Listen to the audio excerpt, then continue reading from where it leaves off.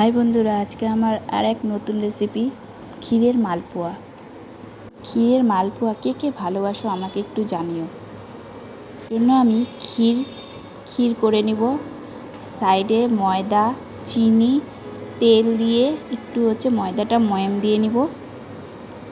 ময়াম দেওয়ার পরে তারপর ওই ক্ষীরের মধ্যে এই ময়দাটা দিয়ে দিব, একটু খাই সোডা আর এলাচের গুঁড়ো দিয়ে দিব, দিয়ে ভালো করে মেখে নেব।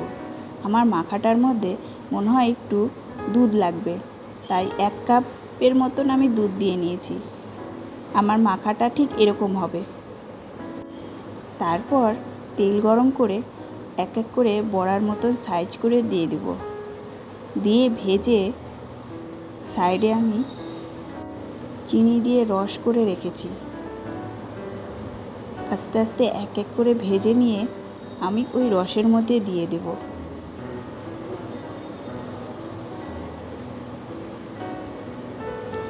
রসের মধ্যে দিয়ে